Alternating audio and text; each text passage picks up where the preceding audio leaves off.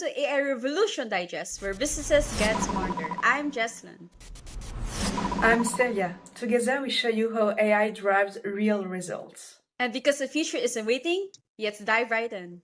Technology and sustainability is the future. And yet, how do we balance innovation and responsibility? That is the question for today's episode. And now it's welcome our very special guest for today, Mr. Sohail Hasnie. Sir, thank you for being here. Can you tell our listeners who are you and what is it that you do? Okay, I'm Sohail Hasnie. Among many things, I have a podcast like you guys. It's called Energypreneurs. I started during COVID days, and I'm formerly an energy specialist. I worked in energy all my life. I used to work for a power company in Australia. In the last 22 years, I was at the Asian Development Bank when all this big energy transition that has happened. So my current interests are electric vehicles, batteries, and solar power, and that's also the focus of my podcast. I personally think that climate change and everything else will happen because of human energy that we put it in. Technology will too. Technology side, it's the human energy that turns the technology into something useful. So thank you for having me. Thank you for being here. So, right now, what's happening in Paris, we have the AI summit where a lot of the world leaders are talking about AI. We should have a lot of energy to support this. So, with this AI revolution happening, what do you think is the future of tech? I mean, sustainability. Are we going to be more sustainable or are we going to be dependent more on fossil fuels? What's your take on this? Well, if you asked that question 15 years ago, then things would have been that, yeah, we need to support renewable energy. Coal is bad. We need to promote. But right now, it's really stupid for somebody to invest into coal plants because solar is the cheapest option elsewhere. So I think sustainability is not becoming a thing that needs technology or that needs financial support. I think the adoption has happened broadly in the developed countries, developing countries happening. People might like to say, nah, solar is small. They don't anymore because, it's a big gigawatt scale solar panels are getting everywhere. Batteries, people used to joke about batteries. Electric vehicle, people used to be joked about, no more. So I think in terms of technology that we need, it's already here. It's just the adoption and the sort of misinformation that goes around led by the fossil fuel industry, in my view. We just have to remove those. I think then things happen because it's the best optimum decision to go for renewable energy right now, especially for new investments, because it doesn't make economic and financial sense to invest in coal. You've worked in both developing Asia and Australia, which probably have pretty different approaches to energy. So how do their energy policies compare, and are there any best practices from one that could be useful for another? It's a difficult. I mean, all countries now welcoming renewable energy. Earlier, Spain and Germany, they provided quite a bit of subsidies to accelerate. I mean, to give you an example, if you sold electricity back to the grid, you would have gotten 65 cents, which is a lot if your tariff was like a 25 cents at that time.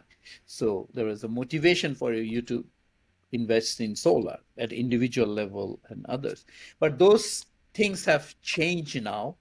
And now those renewable energy feed-in tariff, that's what it is called, support gone into universal and now gradually going away. You don't need to give any other financial support for renewable energy to come in because renewable energy is able to now compete head on with fossil fuel just because the prices have come down. So I think policy wise, most countries have in place and doing the right thing. You don't really need policies, right? I think the problem the world has is we become too much dependent on government support. Like, I'm digressing here. I did an energy efficiency project in the Philippines more than 10 years ago. Was promoting efficient light bulbs even before LED. And then people are saying, we need to talk to the regulator. I said, if I change my light bulb with something that is available in the market, who do I have to ask? we really don't need, right? So I think it's in a mindset of people that we become too much regulatory dependent because the whole agenda of climate change sustainability was being run top down, governments telling, governments meeting, all this COP, not much happens, right? It's a lot of discussion, but actual action happens by you and me taking action at our level and this bottom up. I personally believe now, having been in different places, policy making, as a policymaker, as a banker, and also as a sole customer, I think we need to depend less on policies. All the instruments are there, but doing the right thing is the best option, and people knowing what is to do, and information, clear cut information dissemination. I don't So know. you're saying that if we wanted to be more sustainable, the one that needs to take the lead is ourselves, like in a grassroots level, and not necessarily the government who's taking the I mean, lead? individual action, I think it's Mm-hmm. the best option right now because the technology is there. So people should take actions because earlier it was because the coal was the cheapest, solar was Mm-hmm. expensive. So someone needed to pay for the gap so that people makes those decisions. Right now, everything is so cheap and it's a well-proven technology. I don't think anybody needs to tell you anything, right? I mean, it helps. Like in the Philippines, where I'm this week, uh, there is no excise duty on electric vehicles. So suddenly, if you buy a BYD or a Tesla or any electric car, suddenly is comparatively cheaper because other imported car has a hefty tax on it. So it helps. Of course, it helps. But now, as more and more people adopt and see electric vehicles are so much cheaper to run, maybe it doesn't. That support need not to be there forever. That's what I meant. People talk a lot about technology, policies, and investments when it comes to energy transition, but there is always hidden challenges. So, in your own experience, what's one big challenge that in energy transition that people tend to overlook? Biggest challenge still remains two, in my view. One, the quality control of technology is an issue. So if you say, just an example, if something happens, a fire on an electric vehicle, everybody in the world will know within an hour, like because like another electric vehicle, another fire. But cars get into fire all the time. You have seen movies, right? Mm-hmm. Getting a car full of electric charge or a gasoline in an accident close to fire will cause fire.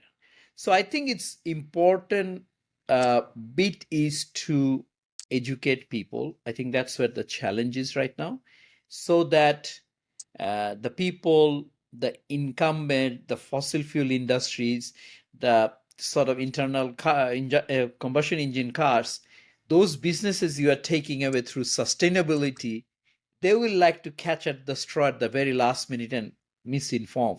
Mm-hmm. So I think the role that we all have to play rather, to go and seek what is the correct information, because the letting go an incumbency, it's hard. And especially these fossil fuel industries, their lobbies are in government, their lobbies in education, it's everywhere. It's your parent, my parent, your uncle.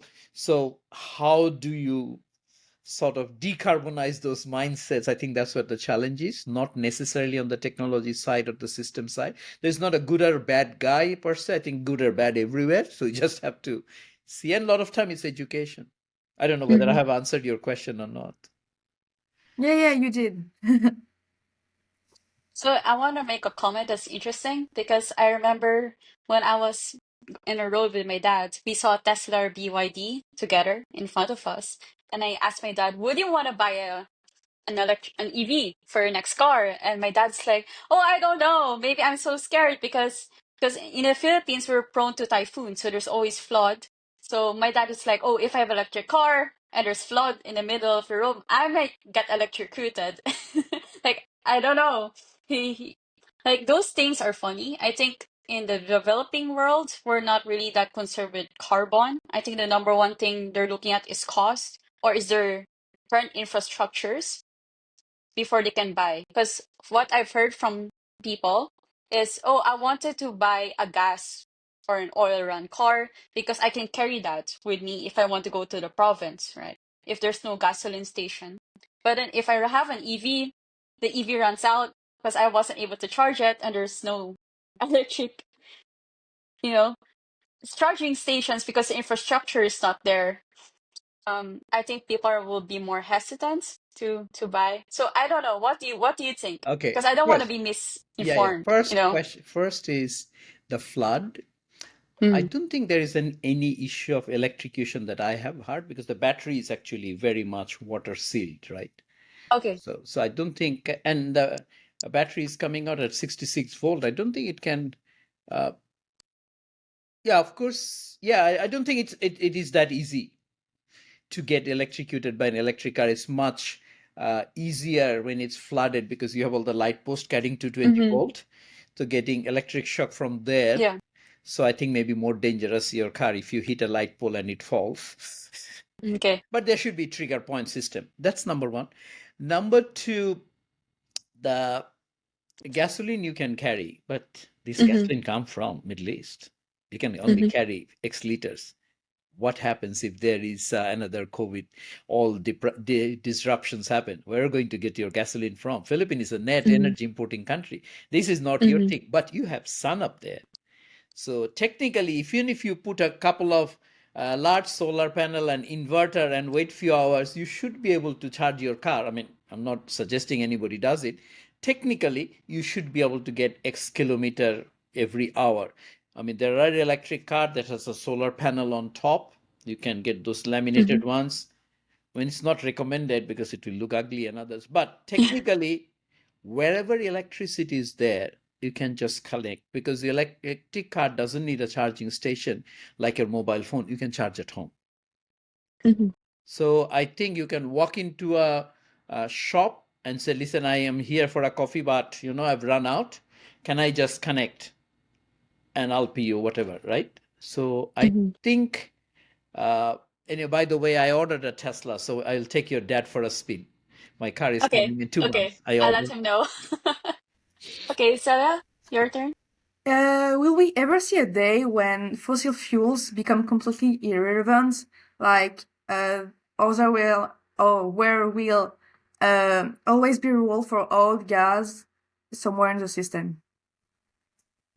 Well, it's very hard to say, but because the gas power stations were very useful in a system because they could respond super quick, less than a second. Now batteries can respond, I've seen numbers 22 milliseconds faster than a gas. I mean, of course, battery doesn't produce electricity, but it stores.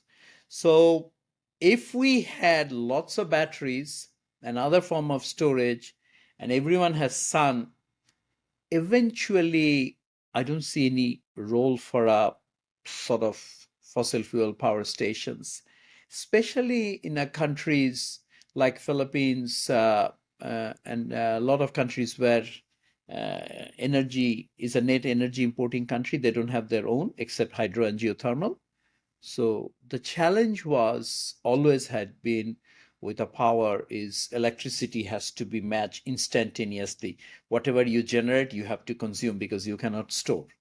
But once you start storing, it's a very different game. So that's what the batteries have done.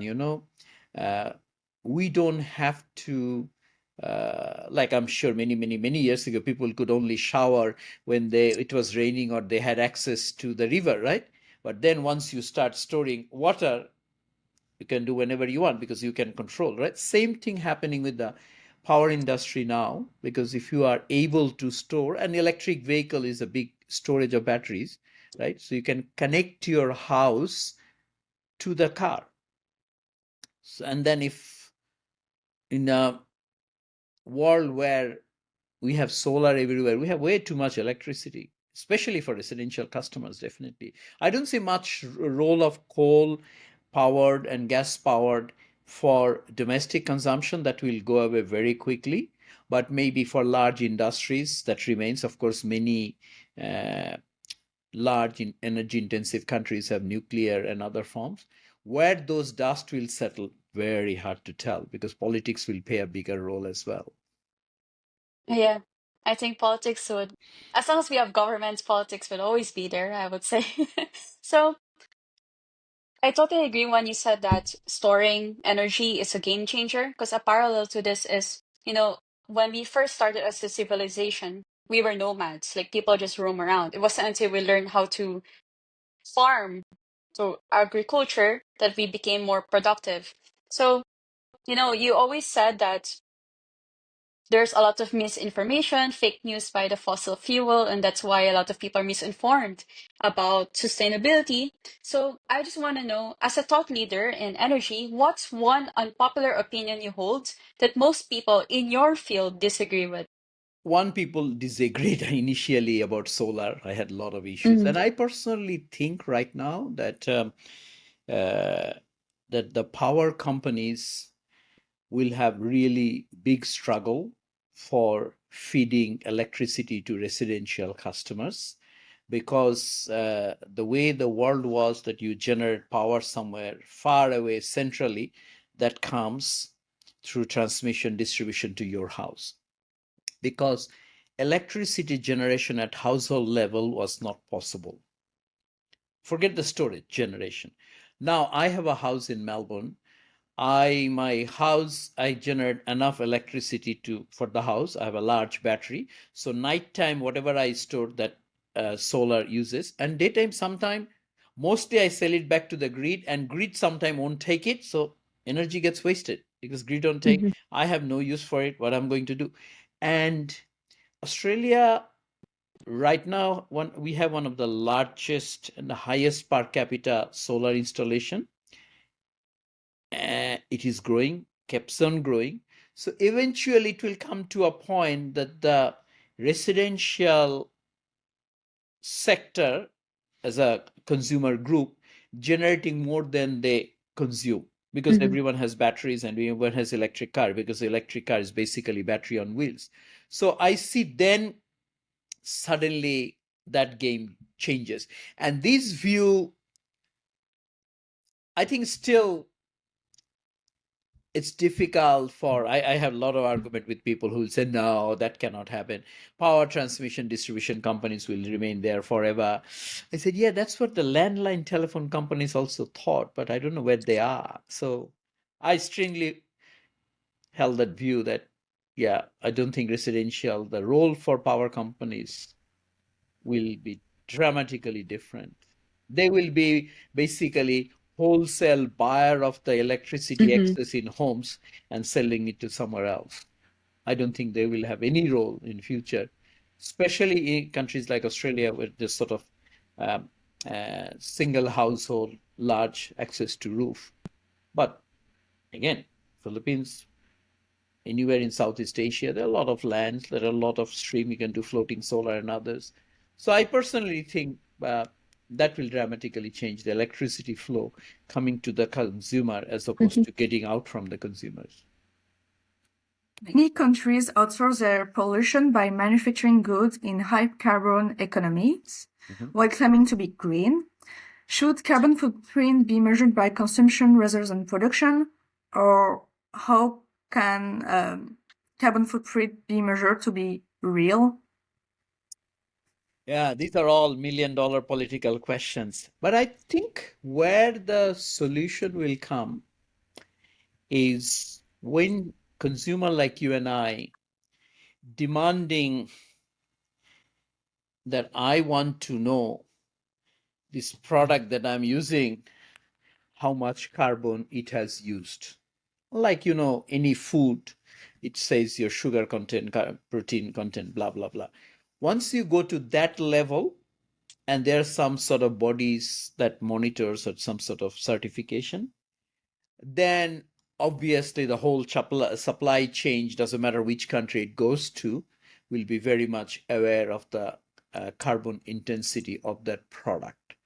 And if consumers are right, most consumers have done in all over the world, organic eggs or organic chicken, those products. People are paying premium price for that. That helps those industries to invest to make sure they are. So this is working for a particular segment, but still it created a segment. So I think that's what I believe the best option, rather than forcing through regulatory requirements. Consumers can be the best voter of those. So I have a question because a while ago you said that, oh, there will be a time where consumers would produce more electricity than they would need, especially since you talk about in Australia, most people have their individual homes. So I was curious as to how about to some countries where land is more limited and more people live in condos. So for example, Singapore, it's very hot, it's very sunny, but most people live in condos. You can't really put a lot of solar panels. Yeah, I mean, So Singapore is yeah. a extreme example in that Mm-hmm. case, because high net worth individual, highly concentrated in a very small areas. But Singapore, I think ERA, I think it's called ERA, they are trying to buy electricity, solar generated electricity from neighboring countries. There is a tender out there trying to buy from Malaysia, I think from Vietnam. Even someone is, there is a very large project to generate in Australia and bring it to Singapore through 3,000-kilometer transmission line. So Where Singapore does may the not line have come roof. from? Like undersea? Yes, all undersea cables. Oh, 3,000-kilometer coming all the way. It will be in Northern Territory in Australia, and then it will go, I think, 3,000-kilometer on the ocean bed. I'm just curious. Can you put solar panels in the ocean, like just floating? I mean, there are few projects in South Korea that they have done, even Japan, on the ocean, because putting on a river is very easy, because you don't have the deal with saline water. And the solar panels become way more efficient when you are close to the water, because it doesn't heat up. Efficiency drops when it's high temperature.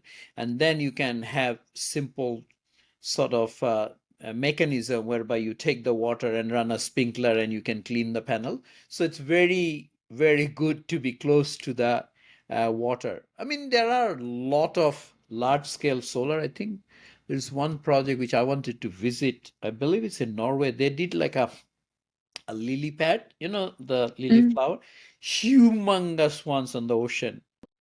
Oh, Yeah. I mean, there are a lot of experiments going on, the ocean power and solar power in oceans. Yeah. I won't get electrocuted, right? Like, for example, I live in a coastal area and there's like solar panels everywhere.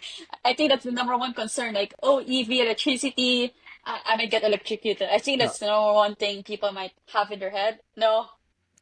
I mean, electrocuted, all those panels and any electricity they will carry in a cables with a lot of different level of insulation. So I don't think. I mean, of course, if somebody tries to kill himself or herself, still difficult.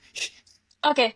Okay, so it's safe then. Yeah, if 2050 arrives and we failed in our energy transition, what will have been the biggest mistake we made along the way? I don't think we will fail. Humanity as sort of, we are very resilient. So will come to a point that people will take action. I mean, I used an example many, many years ago. It just came into my mind. In a conference, someone asked me that question. I said, listen, when you get into a boat, a lot of rich people came with big suitcases. I may be a poor person, came with no baggages. And then the boat starts sinking. And we are at a stage in climate change where we are complaining, you brought the big bag, that's why it's sinking. And that's what the developing countries are saying. It's not the problem we create, it's the developed countries who created. So that liability. So my view was, it will come to a point when you start throwing stuff from the boat, doesn't matter who does it belong to, right? Initially it will say, oh no, your big suitcase, throw it. But when it starts sinking, it's survival, you will throw. everything, doesn't matter where it comes to. Like when emergency happen in plane, what the instruction you get? Do not take your passport, just Yeah. get off the plane, right? So I believe that if we ever get to a point, I hope not.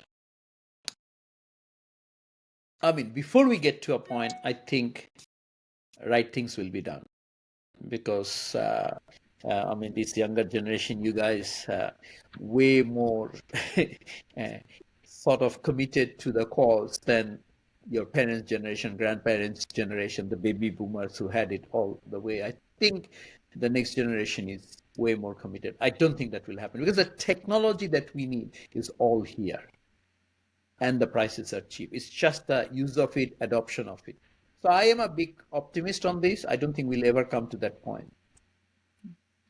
Okay. So I was just curious, as you spent more than 30 years in the energy sector and you've worked in a lot of the huge government 40, projects. 40, Sorry? 40 almost. Okay, 40, more than 40 years in the energy sector. So, well, I mean, you look young to me, so I didn't know that. So thank you for telling me. It's more than 40 years in the energy sector. I was just curious as to what of the projects that you were part of was you believe has the most amount of impact in terms of sustainability. I mean, I have one failed project, which I'll still do, which was I wanted to convert 100,000 tricycle in the Philippines into electric. So that I think now everybody tells me, even my enemies, that I was ahead of time, because I was trying in 2011 before Tesla Model S came in. So I think that I'm still will do in some form, because the electric vehicle for the Philippines can really make a big impact, because in the Philippines, the tricycles are very, very unsafe. They create a lot of pollutions, and then they use oil that is imported. So if you go to electric, you can be very easily, you can be safe, you can create a local industry, you can run off solar. So it has a win-win-win. So yeah, I still believe that will happen. Maybe it will take a time. Like if you go to Boracay, one of the islands, it's now 100% electric on their own. And in terms of biggest impact that my projects have done, it took me 7 years to do. I was involved in building a transmission line that ADB financed between Indonesia and Malaysia on the Borneo Island. So, because these are two large economies, and it was very hard to bring them together. And Indonesia on that island were using very poor quality oil to make electricity. And the Malaysia side, they had a huge hydro plant. So their cost of production, just to give an example, I think was about around 3 cents. And Indonesia side, it was costing them, I think, about 35 cents to create the same kilowatt hour. And the in-between distance from memory, maybe less than 100 kilometers, I forgot now. So it just needed an investment of a few hundred, maybe 100 something $million.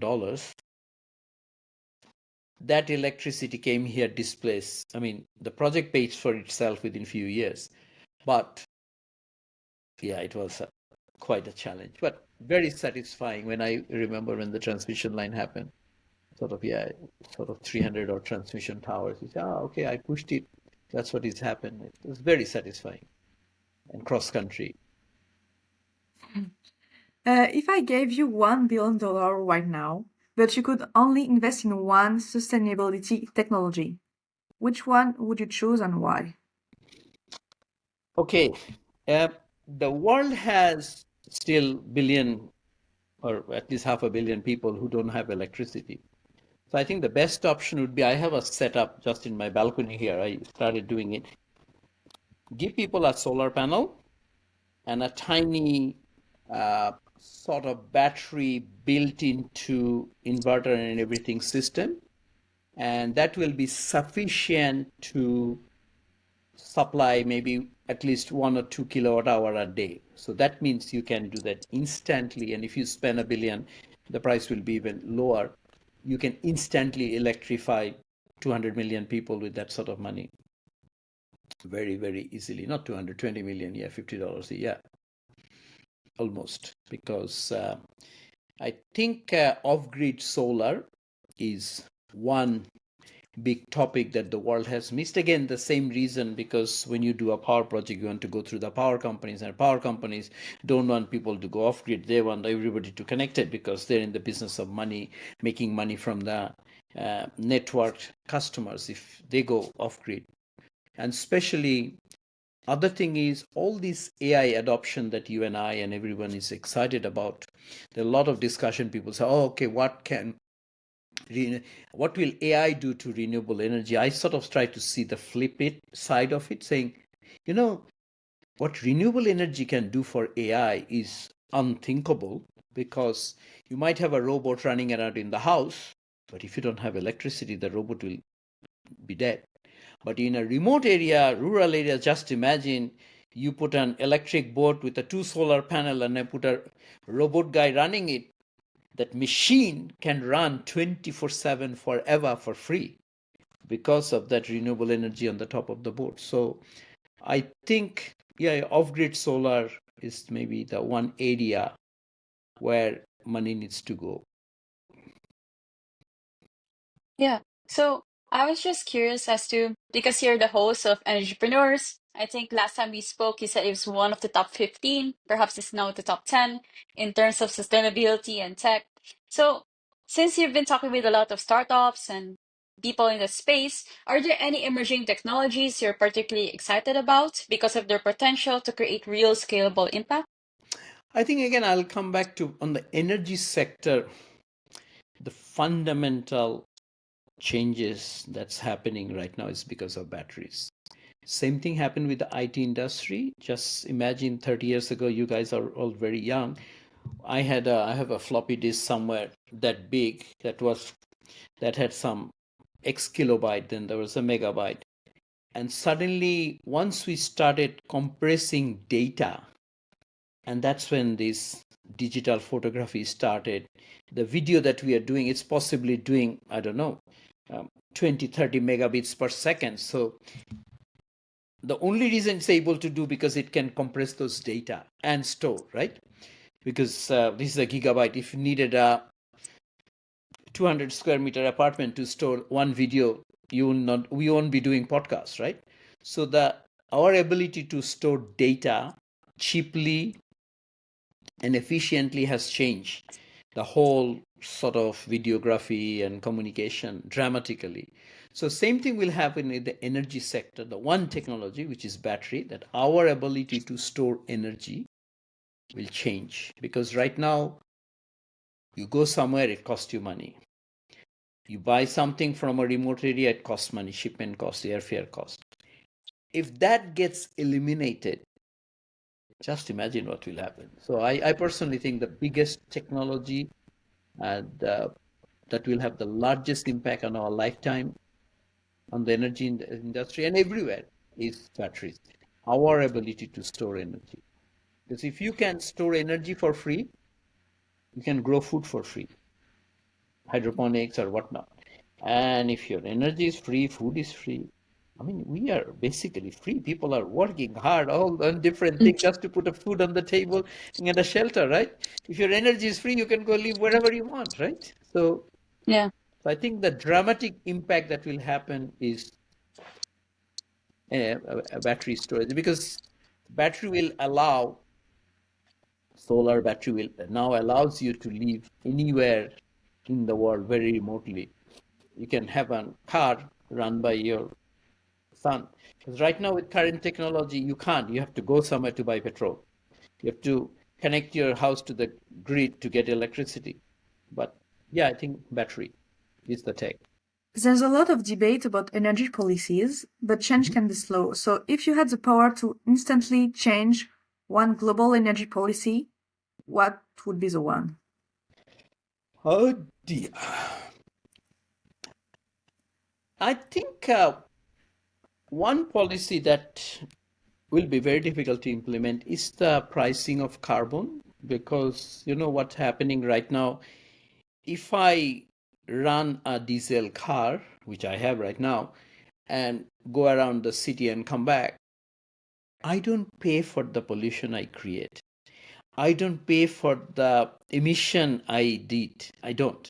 So what I calculate is what was the cost of my diesel per liter, and all the other that I messed up other people's. I created noise pollution, I created air pollution, I created sort of climate pollution. I don't pay for it. So if there is some way of making people pay for pollution, whatever is a sound pollution, air pollution, or emission, I think that may be the best policy. And have an uniform, because it's only one earth we got. Doesn't matter where you create a kilowatt hour or tons of CO2. So it's all the same. I'm just curious about that. Like, if we're gonna impose fees on whoever is polluting, who do you think should implement those policies? Like, who should we pay the fees to? Department of Energy? Or Now, I what mean, do you think? Department of Energy, and these are other mechanisms, right? The issue is, as I said, it will take a while.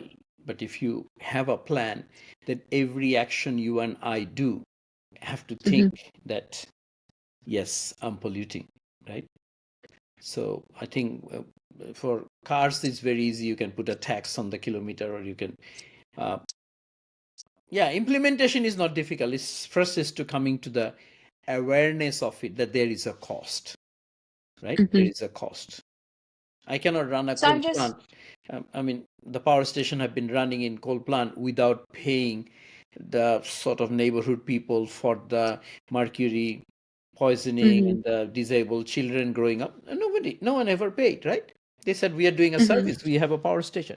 Of course, society did not have a choice. Now that we have a choice, right? Okay, sorry, go ahead. Yeah, so I was just about to ask you this because you've worked on this sector for more than 40 years, so that's almost twice of my lifetime. So I was just curious, what inspired you to start in energy in the first place that made you decide this is it for me? Yeah, that's very interesting. I used to play with electronics as a child. I used to make radio. That's very dangerous. Like Yeah, if my mom would have seen me playing with electricity, she would have spanked me right I there. don't know. I mean, when I was little, I don't know who allowed me, because we didn't have access to like a normal battery electricity. Me and my brother, I may have been 15, we connected in the house under the bed some spring mechanism that when we slept, the light will get off. When you get up, it will automatically come on with 220-volt light electricity. So God knows that I'm still alive, that didn't electrocute or burned on the house. So I wanted to study physics, but I was forced to study civil engineering because we had a family a business or something. Then I ended up studying hydropower engineering. I wanted to study computer science. But then somehow when I got into, I migrated to Australia late 80s. So I used to do a lot of computer modeling and other things. So I ended up working for a power company. Then I worked in power companies throughout. Then I did an MBA where I was sort of focusing on entrepreneurship and how the power market works and those things. So when I came to Asian Development Bank in 2001, I did the first ADB solar project in Mongolia. I remember my boss told me saying, listen, UN does this sort of project, solar, this is not for us. We are a big bank. We build coal station, we build big power station. So I'm telling you as an advice, you're a young person, just joined the bank. So, but thank God, so the bank changed. Right now, ADB is financing $1 billion in solar power, and my boss is long retired. So I think I have seen that transition, how the world has taken up. And I always like technology, gadgets. My life had been full of gadgets. So initially it was that I could do the tinkering.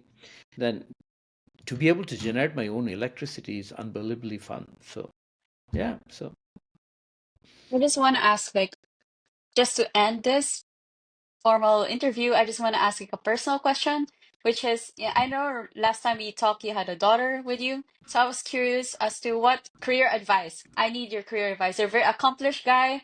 You've worked in a lot of banks. So since Sarah and I were about to start their careers, what's a career advice you would always tell your kids? That's one. Another would be, what's a life advice that you wish more people would have known? I think the first one, Carrie, not recently, 2 years ago, I read a book, 100-Year Life. Mm. It's a very interesting book. So, which talks about portfolio approach to life, because, uh, my father's generation, even to my generation, in a way, it was that you study, spend life, then you study and spend another 20 or 30 years, kids growing up, going to school, and then you retire, 60, average age 65, people will drop dead, end of life. But now, sort of with the technology, looks like people, I mean, your generation, definitely 110, 120 years life you're looking at.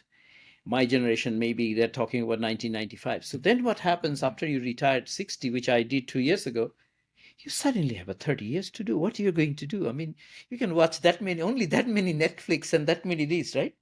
So I think the career advice is, it needs to be sort of mix of multiple things. People should be able to do what they like, because the world that we grew up in, your dad and your grandfathers grew up in, was very much you needed a job, put food on the table, and you tolerate, and you tolerate, and then your life comes to an end. But I think the world we are in, we have so many choices.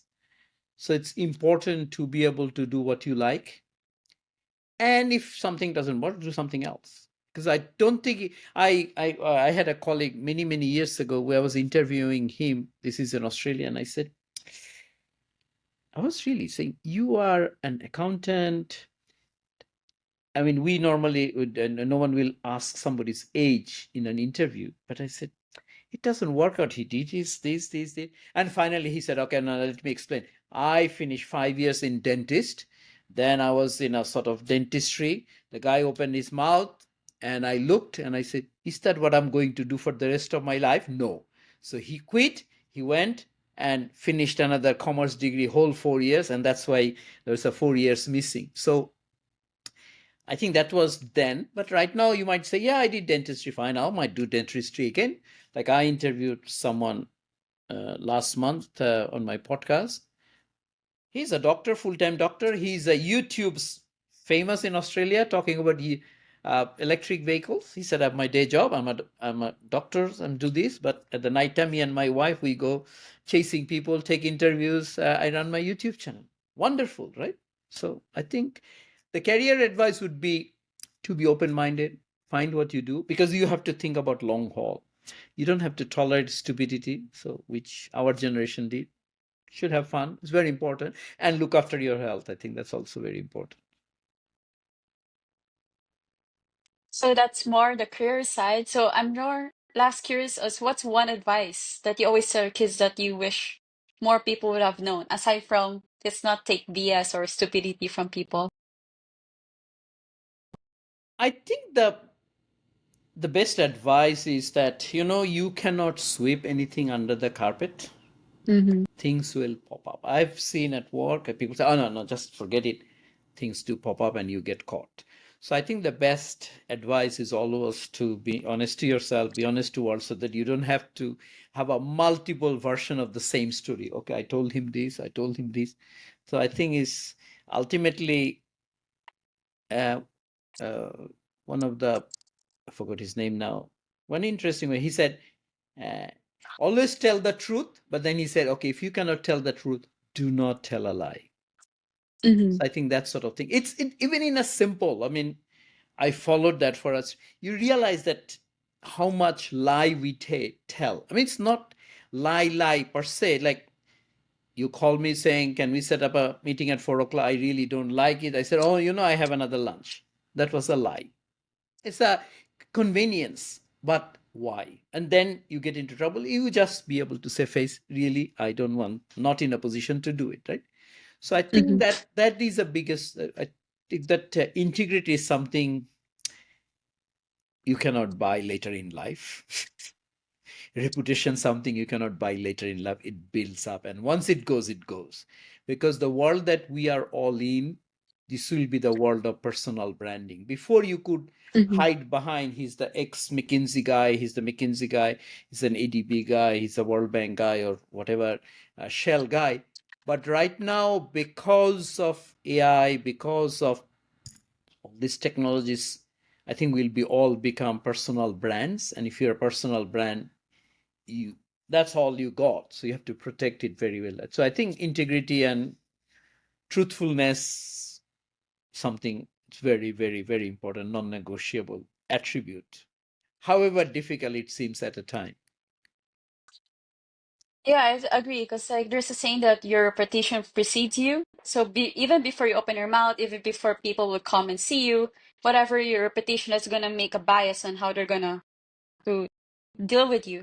And it's interesting you said that it's becoming more difficult to have integrity. So why is that? No, I didn't say difficult to have integrity. I think it would be Mhm. difficult to hide. That's what I meant. Okay. Yeah. Before you could hide behind a corporate, right?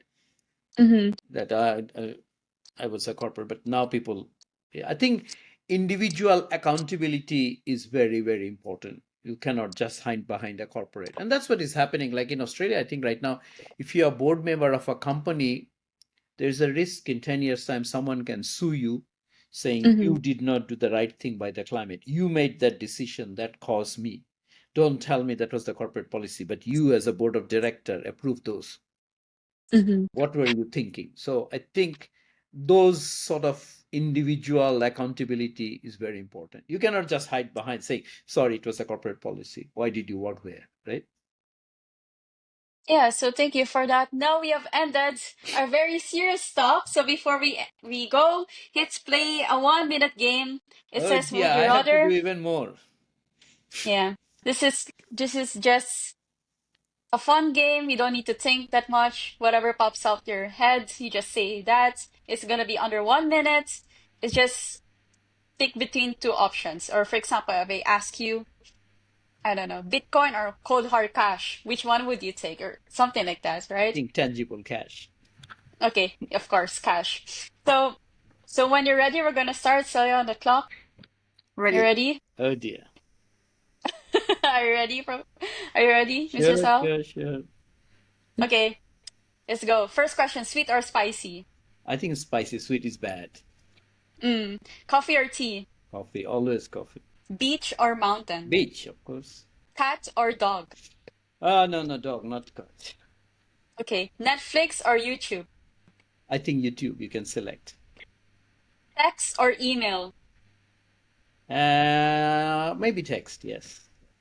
Rich or famous? Oh dear, this one I don't know. Maybe famous. Okay, super strength or invisibility? Super strength or invisibility? I don't know. I like to be visible, super strength. Oh, you have a podcast. You can be invisible now, can you? So pizza or pasta? Pasta. Hot or Time's cold? up. Oh, time's up. Okay. Time's up. Now we already have 1 minute. My last question was hot or cold? I think cold is healthy for you. That's what I've been hearing. Okay. Is it like cold, like when you take a bath, or drinking cold water is healthier than hot? Little bit of cold exposure actually helps you to reduce your glucose, because I saw that I was in London walking and then suddenly I had one of those continuous glucose monitoring. I said, wow, it fell so much. Why? Then I realized that sudden cold exposure that we are walking. So me being me, so just to prove my daughter's house in London, I said, okay, I'll stay outside wearing a t-shirt for next 2 hours, see if it drops.